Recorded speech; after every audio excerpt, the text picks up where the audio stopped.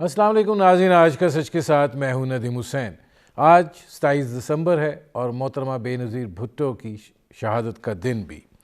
محترمہ بے نظیر بھٹو جو ہے اس مرتبہ جب پاکستان آئیں تو وہ سیاسی طور پر اتنی بالغ نظر ہو چکی تھیں کہ وہ شاید ملک کو بہتر انداز میں ڈیلیور کر پاتی، لیکن ایک سانحہ ہوا اور اس سانحے نے جو ہے وہ ان کی جان لے لی اور اپنے پرائم کے اوپر پاکستان جو ہے ایک لیڈر سے محروم ہو گیا۔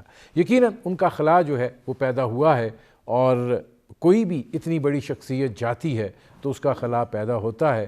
پاکستان کے سیاسی میدان میں ویسے ہی بہت کم اس قد کاٹ کے لوگ جو ہیں وہ موجود ہیں، اور ان کا جانا جو ہے یقیناً اس مرحلے کے اوپر جب کہ پاکستان ایک دوراہے پر کھڑا تھا، یقیناً ایک بڑا دھچکا تھا، اور ظاہر ہے کہ اس کے بعد صورتحال جس طریقے سے آگے بڑھی ہے وہ ہم اب سب کے سامنے ہے۔ گڑھی خدا بخش میں اس حوالے سے آج ایک بڑا جلسہ تھا، اور ظاہر ہے کہ بلاول بھٹو زرداری ہوں یا آصف زرداری ہوں، حکومت جو ہے وہ تنقید کی زد میں تھی، وہی کٹ پتلی اور وہی سلیکٹڈ والی بات تھی، اور ظاہر ہے کہ حکومت کی جو نااہلی ہے وہ تشت اذبام ہے، اور اس کے نتیجے میں بہت کچھ کہنے کے لیے بھی ہے اور کہا بھی جا رہا ہے۔ دوسری جانب میاں نواز شریف صاحب کی واپسی کی باز گشت سنائی دے رہی ہے۔ میاں صاحب کو پاکستان میں سزا ہوئی اور اس کے نتیجے میں وہ طبی بنیادوں کے اوپر انگلینڈ روانہ ہوئے اور وہ وہاں پر مقیم ہے۔ اب جو باز گشت سنائی دے رہی ہے اس کے بارے میں یہ بات کہی جا رہی ہے کہ شاید وہاں پر ان کو کوئی قانونی مسائل جو ہیں وہ درپیش ہیں، اور ظاہر ہے شاید ان کا واپس آنا جو ہے وہ بحالت مجبوری ہے۔ دوسری جانب ڈیل کی باتیں بھی ہو رہی ہیں، اور یہ بات کہی جا رہی ہے کہ پس پردہ جو ہے وہ گفت و شنید ہو رہی ہے، اور اس کے نتیجے میں ان کی سزائیں تک معاف کرنے کی بات جو ہے وہ کی جا رہی ہے۔ پاکستان کی سیاست کے اندر اور پاکستان کی سیاست اور اسٹیبلشمنٹ میں تعلقات کے اندر کوئی چیز بھی انہونی نہیں ہے، اور کوئی چیز بھی اچنبے کا باعث نہیں ہوتی ہے۔ بہت کچھ بدل جاتا ہے اور بہت کچھ بدلا جاتا ہے۔ دیکھا یہ جاتا ہے کہ اس وقت کا تقاضا کیا ہے، ضرورت کیا ہے اور مفاد کیا ہے۔ بنیادی طور پر اس وقت جو صورتحال درپیش ہے، وزیر اعظم عمران خان جو ہیں وہ اس طریقے سے ڈیلیور نہیں کر پائے ہیں جو توقعات جو ہیں ان سے وابستہ کی گئی تھی، اور کچھ توقعات کا حمالیہ انہوں نے خود کھڑا کیا تھا، زیادہ وہ اپنے اس حمالیہ کے نیچے دبے ہیں بنسبت اس کے کہ نااہلی، بیڈ گورننس اور جو ٹیم سلیکشن ہے وہ یقیناً دکھائی اسی نوعیت کی دیتی ہے۔ اور ان کا 3 سالہ دور جو گزرا ہے وہ اتنا عوام کے لیے مشکل تھا کہ اس نے ماضی کے 10 سالوں کو ہی سہانا بنا دیا۔ اب آئندہ کے حوالے سے میاں نواز شریف صاحب کی یہ جو صورتحال ہے، اور پھر یہ جو بار بار سلیکٹڈ کٹ پتلی کہا جاتا ہے، اور پھر جب شیخ رشید جو کہ حکومت کے وزیر داخلہ ہیں، اور ظاہر ہے کہ کنسرن کوارٹرز میں ان کی اہمیت بھی ہے جب وہ یہ بات کہیں کہ ہمارے سر سے ہاتھ نہیں اٹھا ہے۔ اسٹیبلشمنٹ کے فیصلے سالوں یا مہینوں کے لیے، 20 سالوں کے لیے ہوتے ہیں، اور عمران خان کہیں نہیں جا رہے ہیں، تو اس کا مطلب کیا ہے؟ ٹھیک ہے، ریاستی معاملات کے اندر سٹیک ہولڈرز اپنا اپنا کردار ادا کرتے ہیں، لیکن اس نوعیت کی صورتحال شاید ماضی میں بھی دیکھنے کو نہیں ملی ہے۔ یہ وہ منظرنامہ ہے جس پر کریں گے بات۔ آپ کا اپنے مہمانوں سے تعارف کرواتے ہیں۔ ہمارے ساتھ موجود ہیں وسیم سجاد صاحب، ممتاز ماہر قانون ہیں، سابق چیئرمین سینٹ رہے، حالات کے مدوجزر کو انہوں نے بڑے قریب سے دیکھا ہے۔ ہمارے ساتھ موجود ہیں lieutenant general retired Ghulam Mustafa صاحب، ممتاز تجزیہ نگار ہیں۔ وسیم سجاد صاحب یہ فرمائیے گا کہ یہ جو نواز شریف صاحب کی شانک ہمیں بعض گشت سنائی دینے لگ گئی ہے کہ وہ واپس آ رہے ہیں، اور ایاز صادق صاحب 20 جنوری کو جا رہے ہیں، اور وہ یہ کہہ رہے تھے کہ میں اس لیے جا رہا ہوں کہ میں واپس لے کر آؤں۔ آپ کو کیا دکھائی دے رہا ہے کہ نواز شریف صاحب کو آپ بھی بہت جانتے ہیں، بہت قریب سے آپ نے ان کو بھی دیکھا ہے، ان میں یہ ان کا سیاسی آپ کو دکھائی دیتا ہے کہ وہ اس طرح کا فیصلہ کر سکتے ہیں، یا یہ کہ انگلینڈ کے اندر اب ان کو قانونی مسائل درپیش ہیں؟ یہ جی دو مختلف قسم کے حالات ہیں جس میں میاں صاحب کی واپسی کا آنا یا نہ آنا اس پہ انحصار ہوگا۔ پہلے تو یہ ہے کہ اگر میاں صاحب کو خود فیصلہ کرنا ہو کہ میں واپس جاؤں یا نہ جاؤں تو میرے خیال میں وہ ابھی واپس نہیں آئیں گے۔ ان کو پتہ ہے کہ مقدمات ہیں، اور اگر مقدمات کا فیصلہ ان کے خلاف آ جاتا ہے تو وہ نااہلی جو ہے وہ مستقل ہو جائے گی اور ان کے لیے بہت بڑی مشکلات ہو جائیں گی۔ میرا اپنا اندازہ ہے کہ اگر ان کو خود فیصلہ کرنا پڑا تو پھر وہ انتظار کریں گے کوئی ایسی حکومت آ جائے جو ان کی حکومت ہو، ان کی پارٹی کی حکومت ہو، یا ان کے ساتھ کوئی سمپتی رکھتی ہو، تو اس صورتحال میں وہ خود از خود والنٹری طور پہ واپس آنے کا شاید فیصلہ کریں۔ دوسری صورتحال یہ ہے جی کہ جو قانونی حالات وہاں پہ بن رہے ہیں، میاں صاحب جب گئے تھے تو وہ اس بنیاد پہ ان کو جانے دیا گیا تھا کہ وہ بیمار ہیں اور علاج کی خاطر وہاں جانا چاہ رہے ہیں۔ تو وہ جو پاسپورٹ تھا ان کا وہ اب ایکسپائر ہو چکا ہے، اب ان کے پاس پاسپورٹ نہیں ہے، ایکسٹینڈ بھی نہیں کیا گیا۔ ان کو ویزا کی ایکسٹینشن ملی تھی اور اس کو جو ہوم آفس ہے اس کا فردر ایکسٹینشن انہوں نے انکار کر دیا تھا۔ اس کی اپیل غالباً کسی اوپر والی اتھارٹی کے پاس ہے، اور جو سن رہے ہیں اخبارات میں کہ اس کے کامیاب ہونے کے امکانات بہت کم ہیں۔ تو اس صورتحال میں ممکن ہے کہ اگر وہ ان کی ویزے کی درخواست جو ہے وہ رد کی جاتی ہے تو پھر ان کے پاس بھی آپشنز ہوں گے۔ آپشن یہ ہوں گے کہ پاکستان واپس آئیں۔ میرے خیال میں موجودہ صورتحال میں شاید وہ واپس نہ آئیں، لیکن کسی دوسرے ملک میں چلے جائیں۔ یہ بھی ممکن ہے کہ ان کے پاس کوئی ویزا ہو یا کوئی صورتحال بن جائے کہ کسی اور ملک میں چلے جائیں جب تک کہ حالات سدھر نہیں جاتے۔ اب اس کا انحصار ہوگا کہ ان کے تعلقات کسی اور ملک کے ساتھ کیسے ہیں پاسپورٹ کے بغیر، کیونکہ اس وقت ان کے پاس پاسپورٹ نہیں ہے، نہیں ہے، جا بنیادی سکتے چیز ہیں یہ کہ ہے کہ بیسک ڈاکیومنٹ نہیں ہے۔ تو اس لیے مشکلات ہوں گی۔ لیکن اگر کوئی ایسا ملک ہے جن کے ساتھ ان کے کچھ تعلق ہیں، آخر وزیر اعظم رہے ہیں، بہت سے ممالک کے لیڈرشپ کے ساتھ بھی تعلقات ہوں گے، تو یہ ایک آپشن بھی مد نظر رکھنا چاہیے۔ اس صورتحال میں وہ یہ بھی کوشش کی جا سکتی ہے۔ اچھا، اس میں ایک اور چیز آپ سے پوچھ لی جائے، اور وہ یہ ہے کہ یہ بات بھی کہی جا رہی ہے کہ جی مقدمات واپس ہو سکتے ہیں، اس میں ان کو ریلیف مل سکتا ہے۔ انہوں نے کوشش بھی کافی کی ہے مختلف ٹیپس اور معاملات کے ذریعے۔ آپ کو دکھائی دیتا ہے کہ جو سزا ان کو مل چکی ہے اس کی ریلیف کا راستہ ہے؟ دیکھیں جی، اگر جو مقدمہ داخل کرتا ہے، اگر نیب کا مقدمہ ہے یا ایف آئی اے کا مقدمہ ہے اور وہ واپس لینا چاہیں تو وہ واپس لے سکتے ہیں، لیکن عدالت کا اختیار ہوتا ہے کہ وہ کہے نہیں، ہم واپس لینے کی اجازت نہیں دیتے۔ تو وہ اس قسم کا جو ایکٹ ہوتا ہے یا جو عمل ہوتا ہے وہ عدالت کی مرضی سے مشروط ہوتا ہے۔ تو یہ امکان رد تو نہیں کیا جا سکتا کہ واپس لے لیں، لیکن سیاسی طور پہ جبکہ اب حکومت جو ہے وہ ان کے مخالف حکومت ہے، کوئی وجہ سمجھ نہیں آتی کہ وہ کیوں واپس لیں گے۔ تو میرے خیال میں یہ ان کے اوپر یہ ایک تلوار لٹکتی رہے گی، اور اگر کوئی اور حکومت آ جاتی ہے، الیکشن ہو جاتے ہیں اور حکومت آ جاتی ہے جو ان کے کانفیڈنس کی ہے یا ان کے ساتھ ان کی کوئی سمپتی ہے، تو پھر صورتحال بدل سکتی ہے۔ اب جنرل صاحب، سوال یہ ہے کہ ظاہر ہے حکومت جو ہے وہ پہلے دن سے اس بات کو لے کر چلی کہ ان کو ایک ادارے کی بہت زیادہ سپورٹ حاصل ہے۔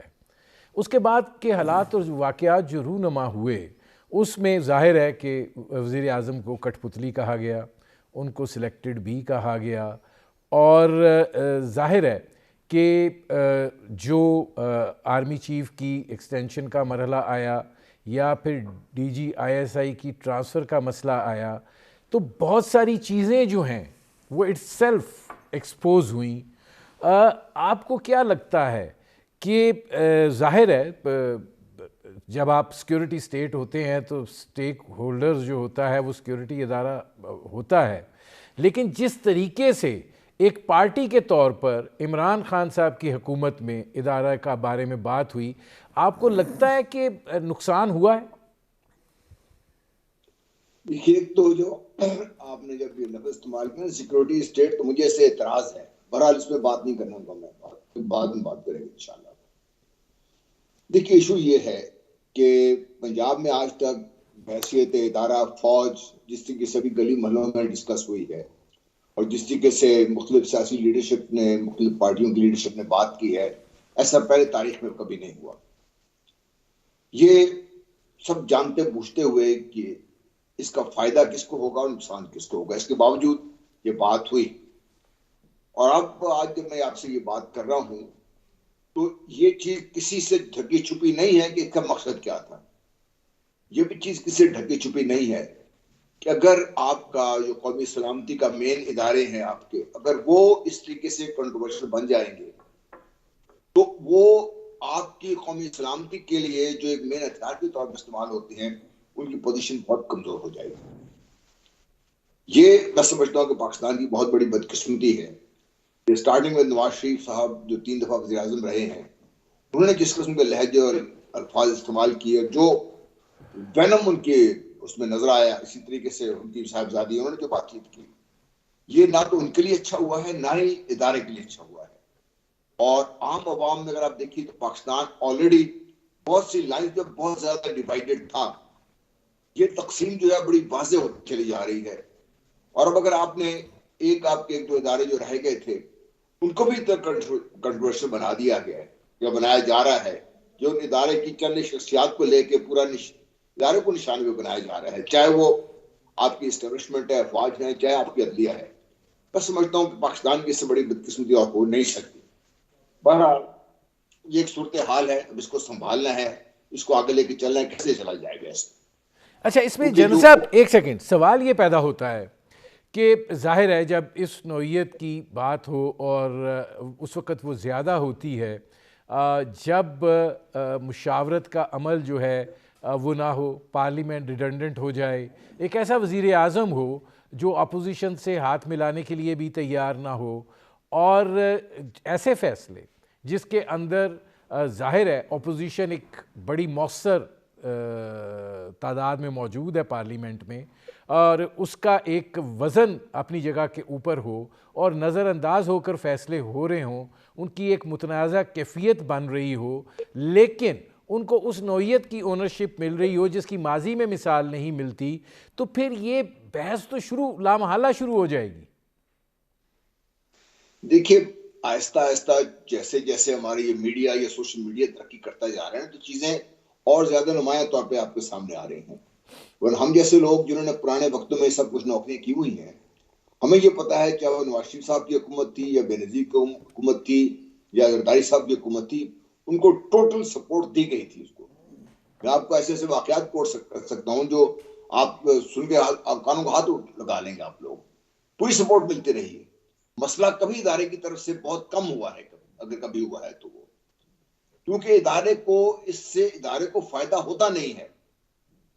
مسئلہ جب تب بنتا ہے جب آپ ادارے کو اس طریقے سے نشانہ بنانا شروع کر دیں کہ ٹھیک ہے یہ حکومتی ادارہ ہے، حکومت کے ماتحت ادارہ ہے، پاکستان کے لیے کام کرتا ہے، آئین قانون کے تحت کام کرتا ہے، لیکن جب آپ اس ادارے کو ایک ایسا سسٹم میں لانا چاہیں، ڈسپلن کو تباہ کرنا چاہیں، یا وہ جو جس نظم و نسق کے تحت جس طریقے سے وہ کام کر رہا ہے اس کو آپ نقصان پہنچانا چاہیں، کوئی اس ادارے کا سربراہ یہ قبول کرنے کو تیار نہیں ہوگا. کیونکہ کل کو جب اس نے فوج کی لڑائی میں لے کے جانا ہے، اگر فوج ٹوٹلی اس کے حکم کے تابع نہیں ہے، یا فوج میں ڈسپلن میں ذرا سا بھی کوئی کمی ہے، یا فوج کے فوکس میں ذرا سی بھی کوئی کمی ہے، تو نقصان ملک کو ہوگا. اس کا کوئی سربراہ اس کا متحمل نہیں ہو سکتا. مسئلہ اس طریقے سے ہوتا رہا ہے ہمارا. بہرحال اب جس کی آپ بات کر رہے ہیں، دیکھیے ایک تو یہ ہے کہ ہمارے محترم لیڈر صاحبان نے ایک 18ویں ترمیم کا، آج ہی میں سنا تھا، بڑا راگ الاپا جا رہا تھا، اس کے تحت آپ نے خود ہی پارلیمنٹ کو ریڈنڈنٹ کر دیا ہے. نمبر 1 اس لیے کہ پارلیمنٹ میں جب نواز شریف صاحب کی حکومت تھی، کیونکہ میجورٹی میں تھے، جب تک ان کو ضرورت نہیں پڑی انہوں نے کبھی کسی سے بات نہیں کی. جو ان کا حکم تھا وہی قانون بنتا تھا، وہی قانون چلتا تھا. بدقسمتی ملک کی یہ تھی کہ انتظامی سربراہ بھی، پولیٹیکل سربراہ بھی، اور جو قوانین بنانے کا سسٹم تھا اس کا سربراہ بھی ایک ہی شخصیت تھی. آپ یہ بتائیے کہ ان حالات میں ملک کیسے چل سکتا ہے؟ چل سکتا ہے. مجھے ایک بریک لینا پڑ رہا ہے جان صاحب، میں آتا ہوں. ناظرین ہماری گفتگو جاری ہے، ایک مختصر سے کمرشل بریک کا وقت ہوا ہے، ملتے ہیں اس وقفے کے بعد.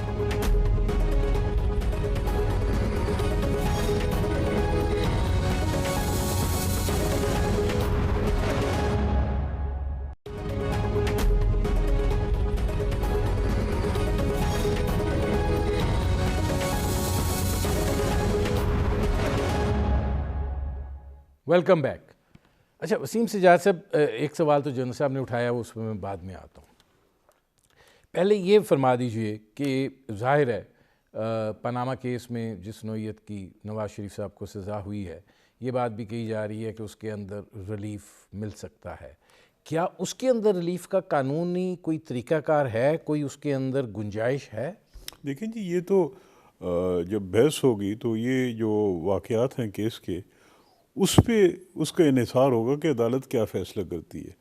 اگر عدالت اس نتیجے پہ پہنچے کہ جو فیصلہ نیچی وہ جو لوور کورٹ ہے، نیچے والی عدالت ہے، اس نے حقائق پہ فیصلہ کیا ہے، صحیح منطق استعمال کی ہے. سزا تو سپریم کورٹ سے ہوئی نا. نہیں، سزا سپریم کورٹ سے تو نااہلی کی ہوئی ہے نا جی، لیکن اب جو سامنے آ رہی ہے وہ تو سزا جو ہے وہ ایک مقدمے میں ان کو سزا ہوئی ہے جس میں ان کی اپیل ہائی کورٹ میں چلی آئی. تو اب اس فیصلے کو دیکھنا ہے کہ وہ فیصلہ ہائی کورٹ اپ ہولڈ کرتا ہے یا فیصلہ اس کو ہائی کورٹ اس کو رد کرتا ہے. تو اس پہ ساری واقعات دیکھ کے، حالات دیکھ کے عدالت فیصلہ کرے گی کہ جرم ثابت ہوتا ہے یا نہیں ہوتا. اور جو بھی اصول ہوتے ہیں فوجداری قانون کے کہ مقدمے میں، فوجداری مقدمے میں ہم جسے کہتے ہیں نا کہ پروف بیونڈ ریزنیبل ڈاؤٹ، یعنی کسی شک و شبے کے بغیر مقدمے کو ثابت کرنا ہوتا ہے. تو اگر وہ اس سطح کا ثبوت مل جائے عدالت کو تو پھر وہ جو اپیل ہے وہ رد ہو جائے گی. لیکن اگر عدالت سمجھے کہ نہیں، کوئی شک شبہ ہے، صحیح طریقے سے ثابت نہیں ہوا، کوئی قانونی سکم رہ گئے ہیں، واقعات صحیح طریقے سے اپریشیٹ نہیں ہوئے ہیں، تو پھر عدالت اس کو بری بھی کر سکتی ہے. مطلب in matter of fact Mian Nawaz Sharif صاحب واپس آتے ہیں تو پھر ان کا لیے جگہ ایک ہی ہے اور وہ جیل ہے. جی اس وقت تو یہی نظر آ رہا ہے جی، کیونکہ اگر وہ ضمانت کے لیے اپلائی کرتے ہیں اتنے عرصے کے بعد تو حالات ایسے نہیں ہیں کہ عدالت ضمانت کے معاملے کو ایک سمپیتھیٹک نظر سے دیکھے گی، کیونکہ وہ ایک تھوڑی سی مدت کے لیے علاج کے لیے گئے تھے اور اس کے بعد وہ کافی دیر سے واپس نہیں آ رہے. تو یہ چیز ان کے خلاف جائے گی ضمانت کی حد تک، لیکن مقدمے کا فیصلہ میرٹس پہ ہوگا. اب آ جائیں جو جن صاحب نے سوال اٹھایا، وہ کہہ رہے ہیں کہ 18ویں ترمیم جو ہے پارلیمنٹ کو اس نے ریٹرنڈ کر دی ہے. جی نہیں، میرا خیال یہ درست نہیں ہے جی. 18ویں ترمیم نے دو تین چیزیں بڑی میجر کی ہیں. ایک تو یہ ہے کہ 18ویں ترمیم کے تحت بہت سے امور جو کہ کنکرنٹ لسٹ، جو مشترکہ لسٹ میں تھے، یعنی جس پہ صوبائی اسمبلی بھی قانون سازی کر سکتی تھی اور قومی اسمبلی بھی قانون سازی یا قومی پارلیمنٹ بھی کر سکتی تھی، وہ امور سارے تقریباً سارے میں کہوں گا کہ وہ صوبائی اسمبلیوں کو چلے گئے ہیں. دوسری ترمیم جو اس میں کی تھی وہ ججز کی اپوائنٹمنٹ کے بارے میں تھی، یہ نئی طریقہ کار وضع کیا گیا تھا. تیسرا یہ ہے کہ الیکشن کمیشن کے بارے میں ان کو زیادہ مضبوط کرنے کی کوشش کی گئی تھی. باقی دیگر بھی ترامیم تھیں، لیکن میں سمجھتا ہوں کہ میجر چیزیں یہی تھیں. تو پارلیمنٹ کو جو اختیارات ہیں وہ اب بھی ہیں، یعنی پارلیمنٹ تو یہ بھی کر سکتی ہے کہ اگر آئین میں جو تبدیلیاں کی گئی ہیں اس کو بھی وہ اوور ٹرن کرنا چاہے تو 2/3 میجورٹی سے وہ کر سکتی ہے. لہذا یہ کہنا کہ ریڈنڈنٹ ہوگی ہے، اس سے تو میں اتفاق نہیں کروں گا. لیکن یہ درست ہے کہ اختیارات بہت سے صوبائی اسمبلیوں کو تفویض کر دیے گئے ہیں، اور جو اختیارات فیڈرل پارلیمنٹ میں ہے اس کی ایک لسٹ ہے اس کو، لیکن وہ بھی کافی اختیارات ہیں، یعنی ڈیفینس، فارن افیئرز، کرنسی، بہت سی چیزیں، کارپوریشنز وغیرہ جو فیڈرل کارپوریشنز ہوتی ہیں، بہت سی ایسی چیزیں ہیں جہاں پہ فیڈرل گورنمنٹ یا فیڈرل پارلیمنٹ کو اختیارات ہیں. جنرل صاحب یہ فرمائیے گا کہ ظاہر ہے کہ گزشتہ 3 برس کی کارکردگی جو ہے اس نے بحیثیت مجموعی سب کو مایوس کیا ہے. آج ہم جس مقام پر کھڑے ہیں وہاں حکومت کوئی سے بھی دعوے کر لے، مشکلات جو ہیں وہ اپنی جگہ پر موجود ہیں، اور ظاہر ہے کہ حکومت کے دعووں کے برعکس معیشت جو ہے اس کے حالات جو ہیں وہ دیگرگوں ہوتے چلے جا رہے ہیں. اب ایسے تبصرے سے میں گریز کرتا ہوں جیسے شبر زیدی صاحب نے جو کیا یا اس پہ ہوا، لیکن کہنے کا مقصد یہ ہے کہ حالات اور واقعات کی اس نوعیت کی چیزیں جو ہیں وہ عکاسی کرتے ہیں. لیکن آپ یہ نہیں سمجھتے ہیں کہ جو رویہ حکومت نے اختیار کیا اور جس طریقے سے ادارے کو ملوث کیا، بہت سارا جو اب اونرشپ ہے وہ اب عوام کے نزدیک ادھر جاتی ہے، بجائے اس کے کہ پہلے جیسے حکومت پر آتی تھی بات کہ یہ نالائق ہے یا انہوں نے غلطی کی ہے یا انہوں نے نااہلی کی ہے، اب یہ آتا ہے کہ ان کا قصور نہیں ہے، قصور ان کا ہے جو لائے ہیں۔ دیکھیے یہ چند ایک چیزیں، ایک تو پہلے جس طریقے سے ابھی محترم سجاد صاحب فرما رہے تھے، بہرحال مجھ سے قانون بہت بہتر سمجھتے ہیں، جانتے ہیں۔ میرا کہنے کا مقصد صرف یہ تھا کہ جس طریقے سے انہوں نے پابند کر دیا ہے عدالت، ہمارے آئین نے، کہ پارٹی کے جو ممبرز ہیں وہ پارٹی لیڈرشپ کی ہدایت کے بغیر ووٹنگ یا اپنی مرضی کے ضمیر کے مطابق ووٹ نہیں کر سکتے، اس نے بہت زیادہ پابند کر دیا ہے، اور اس سے اس حد تک ہو گیا ہے کہ آپ نے، کیونکہ انتظامی سربراہی وہی ہے، ریسورس بھی سارے وہی کنٹرول کرتا ہے، تو ممبرز بھی سارے اس کے انڈر کمانڈ اس طریقے سے آ جاتے ہیں۔ شاید فوج میں بھی اتنی زیادہ سختی کمانڈ کے نہیں ہے جتنی ہماری پارلیمنٹ میں پارٹی لیڈرشپ کے پاس کنٹرول ہے۔ اس لیے میں اس حد تک میں سمجھتا ہوں کہ ہماری پارلیمنٹ جو رول ادا کر سکتی تھی، یہ کرنا چاہیے تھا۔ ایک آدھ انسٹنس میں دیکھ لیجیے، فار ایگزامپل جب یمن کا مسئلہ آیا، ہماری پارلیمنٹ نے بہت واضح بڑا صحیح فیصلہ کیا اس وقت، اور آج اللہ کا شکر ہے صحیح ثابت ہو رہا ہے۔ تو میں اجتماعی دانش کو ہم نے استعمال کرنے کی اجازت ہی نہیں دے رہے لوگوں کو، بہرحال یہ تو ایک الگ سبجیکٹ ہے۔ دیکھیے میں اس بات پہ حیران نہیں ہوں، آپ نون لیگ کا بیانیہ دیکھ لیجئے، آپ اس پارٹی کا بیانیہ دیکھ لیجئے، ان لوگوں نے اتنی خوبصورتی سے یہ بیانیہ ترتیب دیا ہے، اور اس طریقے سے انہوں نے ڈائریکٹلی انڈائریکٹلی ٹارگٹ کیا ہے ادارے کو کہ وہ حکومت سے ڈیفلیکٹ ہو کر سیدھا ادارے کی طرف جا رہا ہے، اس کی طرف، اور جو آپ یہ بات کر رہے ہیں گلی محلے میں بات یہی ہو رہی ہے۔ حالانکہ حقیقت یہ ہے، بتائیے، چاہے وہ نواز شریف صاحب کی حکومت ہو، چاہے کسی کی بھی حکومت ہو، جو یہ مہنگائی کا ایک تسلسل ہے یہ تو جاری ہے ہمارے ملک میں۔ کچھ عرصہ پہلے آپ نے دیکھا ہوگا سیپریٹ کر رہی تھی ذوالفقار بھٹو صاحب کی تقریر، جس میں وہ بھی مہنگائی کا رونا رو رہے تھے۔ نواز شریف صاحب کی تقریر اٹھا کے دیکھ لیں، وہ مہنگائی کا سب رونا رو رہے تھے۔ مہنگائی ملک میں ہوئی ہے، مسئلہ کہاں پہ پڑا ہے؟ حکومت کی ناکامیاں، حکومت کی جو گورننس کے ایشوز ہیں وہ اپنی جگہ پہ، لیکن حکومت اپنا ایک بیانیہ بنا کر لوگوں کے سامنے لے جانے میں کامیاب رہی ہے۔ ان کا صرف ایک بیانیہ تھا کہ ہم احتساب کریں گے، اس میں بھی یہ پوری طرح کامیاب نہیں ہوئے، کیونکہ ابھی تک کوئی بھی کیس منطقی انجام تک نہیں پہنچا جس سزا مل جائے، تاکہ لوگوں کو کم از کم یہ تسلی ہو کہ یہ احتساب کی بات کریں کہ حکومت یہاں پر بھی کامیاب ہوئی ہے۔ اب اس کو اگر آپ دیکھ لیں گے باقی چیزوں کے ساتھ ملا کے، آپ جب دیکھتے ہیں تو لگتا ہی ہے حکومت بحیثیت مجموعی ناکام ہو رہی ہے، حالانکہ حقیقت یہ ہے کہ بہت سارے بہت اچھے کام بھی ہو رہے ہیں۔ Let's not forget about that۔ اچھا، اس میں جنرل صاحب ایک چیز اور ہے، یہ فرما دیجئے کہ یہ جو تاثر ابھر کر سامنے آ رہا ہے نواز شریف صاحب کی واپسی کو لے کر، کہ جیسے کوئی بالواسطہ طور پر اندرون خانہ کوئی بات چیت ہوئی ہے، کوئی معاملات طے ہوئے ہیں، ادھر بھی گھبراہٹ کا عالم ہے کہ یہ کیا ہو رہا ہے، آپ کو لگتا ہے ایسا ہے؟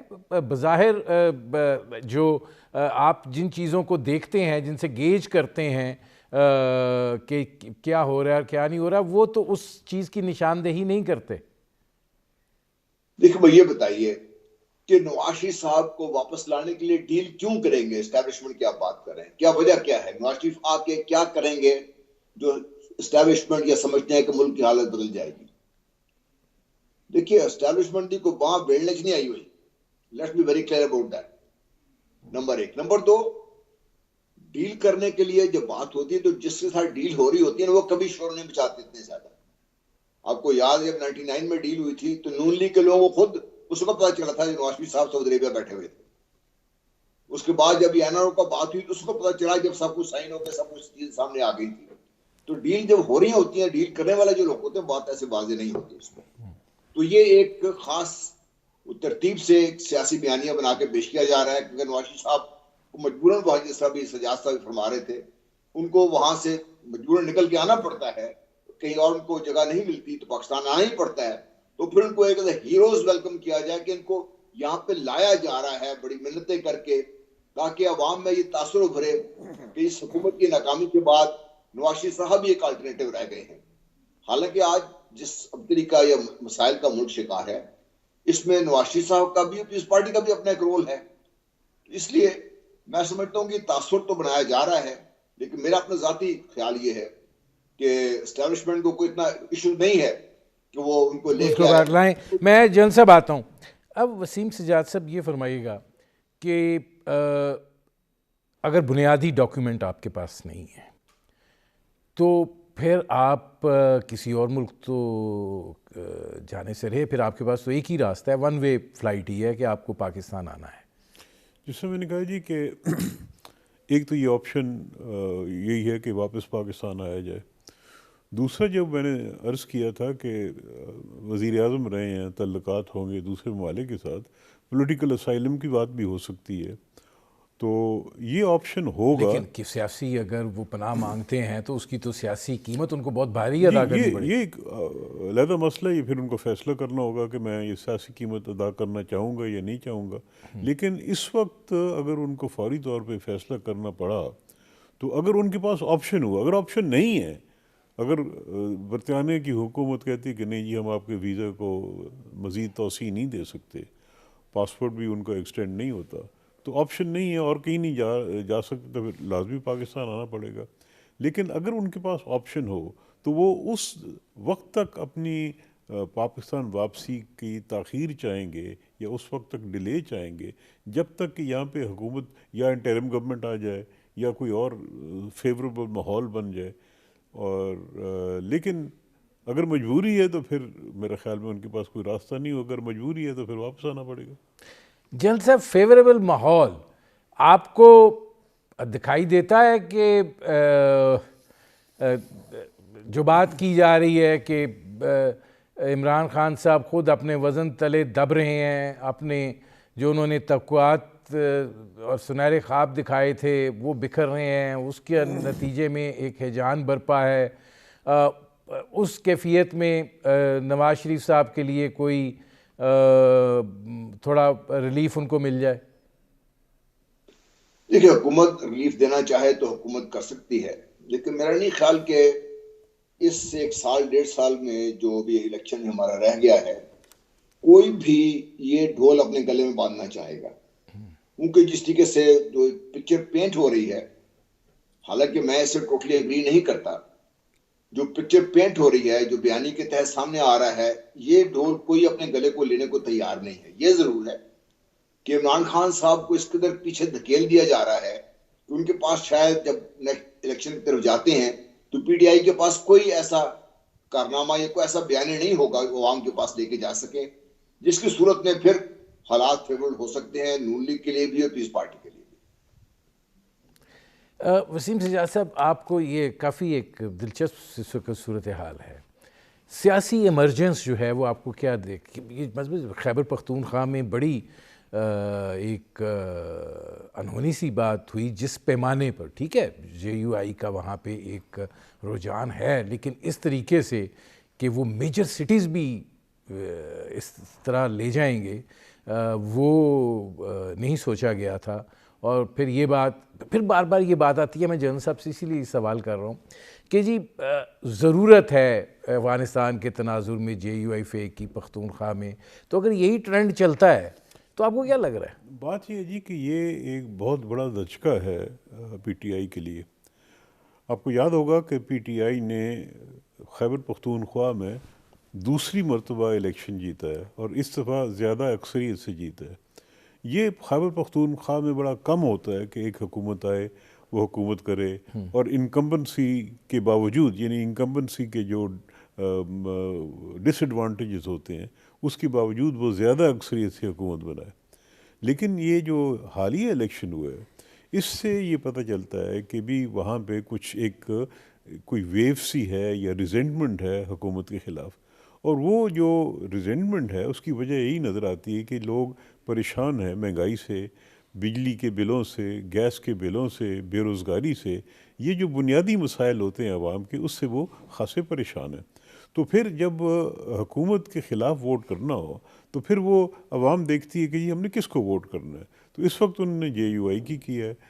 اس کے بعد اگلی الیکشن میں کیا ہوتا ہے ہم کچھ نہیں کہہ سکتے.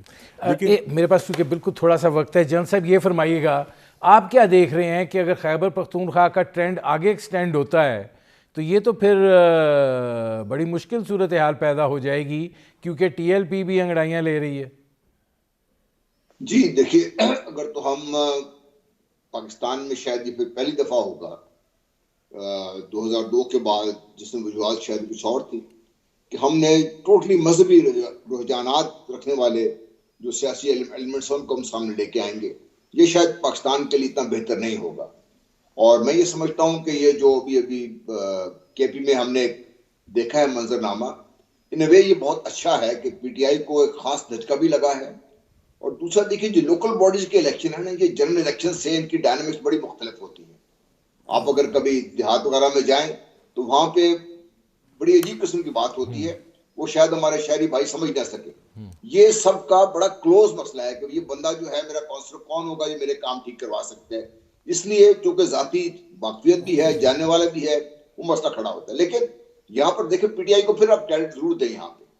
وہ اس لیے نہیں کہ میں عمران خان صاحب کو سپورٹ, اس لیے کہ ڈائریکٹ جو تحصیل کے ناظم ہیں, ڈسٹرکٹ ناظم وہ ہیں, اس میں بہت ساری چیزیں ہیں جنرل صاحب, جو بہت سارے اس میں لوپ ہولز ہیں جن پہ بات ہو سکتی ہے. لیکن بہت شکریہ لیفٹیننٹ جنرل غلام مصطفیٰ صاحب, بہت شکریہ وسیم سجاد صاحب.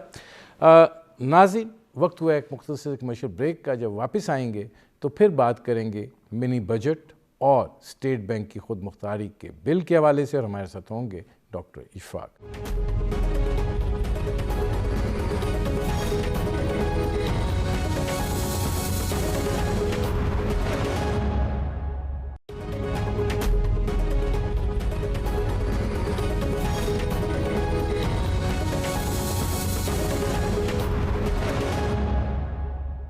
Welcome back.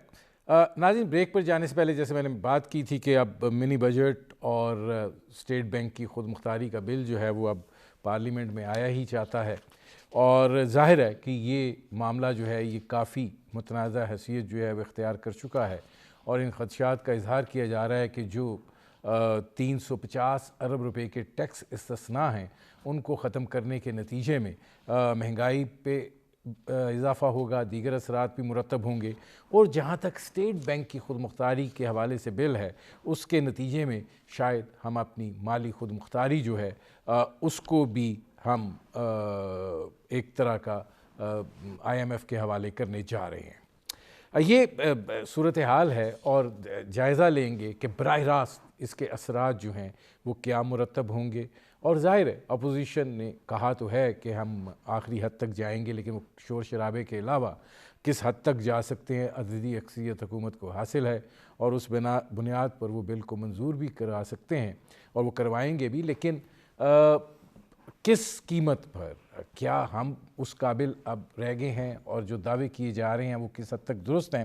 ہمارے ساتھ موجود ہیں ڈاکٹر اشفاق صاحب, پرنسپل ہیں نسٹ کے, ان سے بات کرتے ہیں. ڈاکٹر صاحب, پہلا اسٹریٹ سوال ہیں دونوں, باری باری کروں گا. پہلا تو اس حوالے سے 350 ارب روپے کے ٹیکس استثناء جو ہیں وہ ختم کرنے ہیں, براہ راست کیا اثرات مرتب ہوں گے؟ دیکھیے, ڈیپینڈ کرتا ہے کہ وہ کس کس آئٹم سے وہ ایگزمپشن کو ختم کیا جا رہا ہے.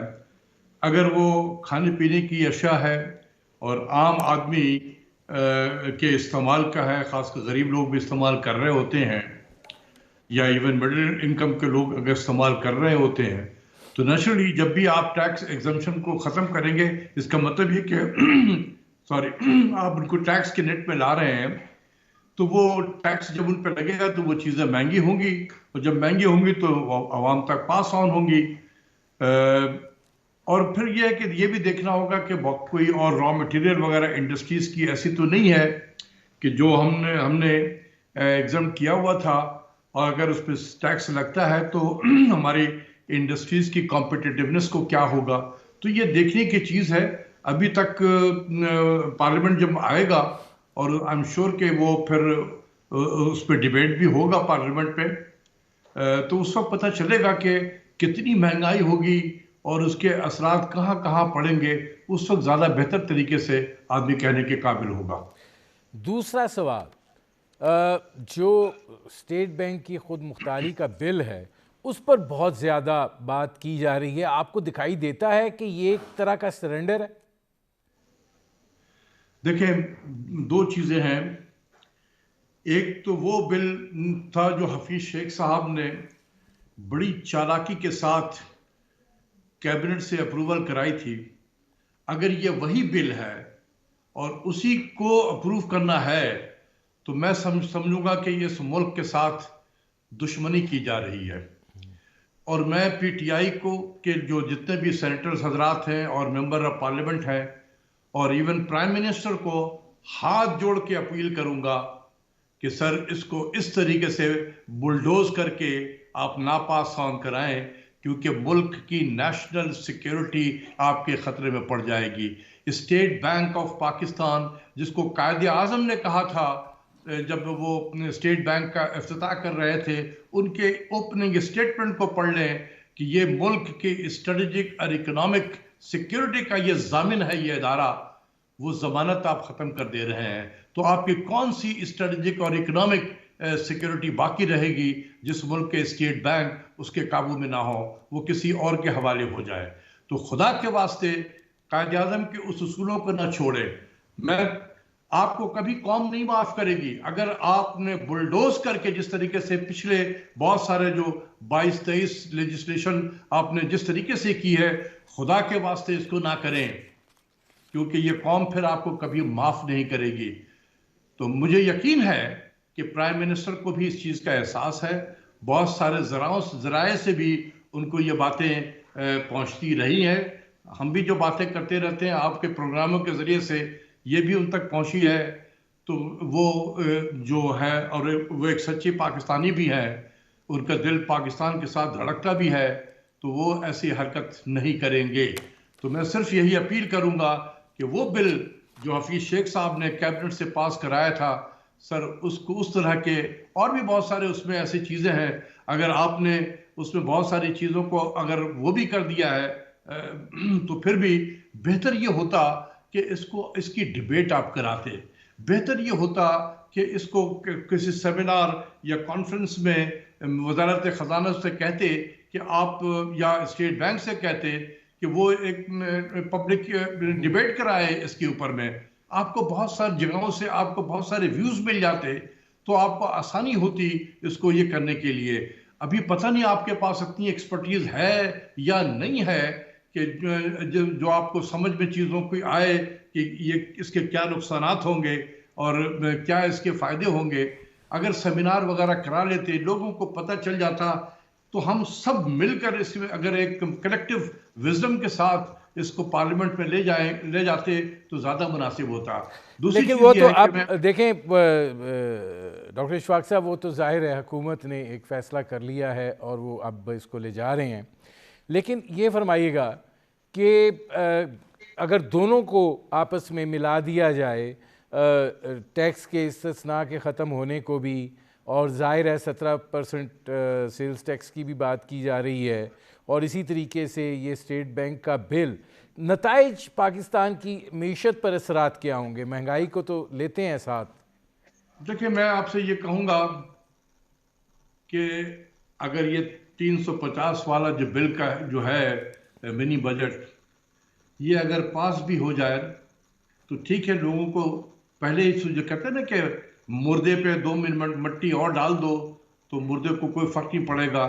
اس قوم پہ پہلے ہی مہنگائی کے بہت بڑے بوجھ آلریڈی یہ سہ چکی ہے، تھوڑا اور سہ لے گی۔ لیکن جو اسٹیٹ بینک کی اٹانومی ہے میرے نزدیک وہ زیادہ امپورٹنٹ ہے۔ اگر مجھے کہا جائے کہ جی یہ اس اٹانومی کو ہم اس شکل میں نہیں ہونے دیں گے، ٹھیک ہے، لیکن میں یہ جو بل ہے اس کا ایگزمپشن والا جو جس سے مہنگائی کا ذکر آپ کر رہے ہیں، تو میں اتنا زیادہ پریشان نہیں ہوں گا، کیونکہ میرے نزدیک یہ ملک اور ملک کی سیکیورٹی زیادہ امپورٹنٹ ہے۔ اچھا ڈاکٹر صاحب یہ فرمائیے کہ یہ تاثر ہے، جی اس کی امپلیکیشن بتا دوں، اس ملک میں 2 وزیر اعظم ہوں گے، ایک جس کو 22 کروڑ عوام الیکٹ کرے گی اور ایک ان الیکٹڈ وزیر اعظم ہوگا، اور اس ان الیکٹڈ وزیر اعظم کے پاس زیادہ پاور ہوں گے، ٹھیک ہے، اور الیکٹڈ پرائم منسٹر جو ہے وہ اس کا دست نگر ہوگا۔ کیا ہم یہ چاہتے ہیں؟ کیا یہ پارلیمنٹ جو جن کی زبان نہیں تھکتی ہے کہ ہم سورن پارلیمنٹ ہیں، ہم سے بغیر پوچھے ہوئے چیزیں کیسے ہو رہی ہیں؟ تو میں ان پارلیمنٹیرین سے پوچھتا ہوں، اور آپ لوگ بھی بلا کر پوچھیں کہ کیا تم دوسروں کے باہر سے بیٹھے ہوئے ڈکٹیشن پہ تم بل کو پاس کرو گے؟ اچھا ڈاکٹر صاحب یہ فرمائیے گا، جی ڈاکٹر صاحب یہ فرمائیے گا کہ یہ تاثر ہے کہ $1 ارب جو ہے وہ بیسیکلی وہی ہمیں حاصل وصول ہونا ہے، لیکن اس کے ساتھ ساتھ ظاہر ہے دیگر مالیاتی ادارے بھی ہیں، ورلڈ بینک ہے، ایشین ڈیولپمنٹ بینک ہے، وہاں سے ہمیں بڑے بھاری قرضہ جات جو ہیں وہ ملتے ہیں۔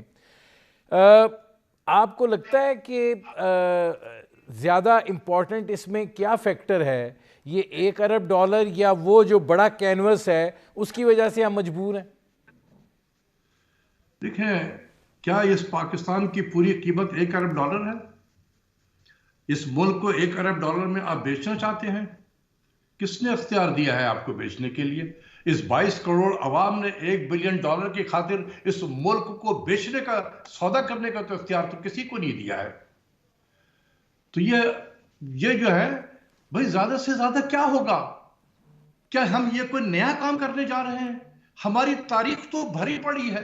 میں آپ سے پوچھتا ہوں، یہی شوکت ترین صاحب تھے جنہوں نے آئی ایم ایف کے ساتھ، پیپلز پارٹی کے زمانے میں جب یہ وزیر خزانہ تھے، آئی ایم ایف کے ساتھ اگریمنٹ کیا، اور اس کے بعد جب یہ چلے گئے تھے، حفیظ شیخ صاحب تھے، ہمیں ریفارم جی ایس ٹی امپلیمنٹ کرنا تھا۔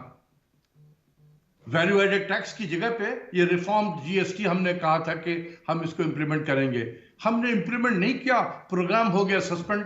تو کیا پاکستان میں قیامت ٹوٹ پڑی تھی؟ کیا یہ ورلڈ بینک والے دکان بند کر کے چلے گئے تھے؟ کیا یہ ایشین ڈیولپمنٹ بینک والے دکان بند کر کے چلے گئے تھے؟ کوئی نہیں گیا تھا۔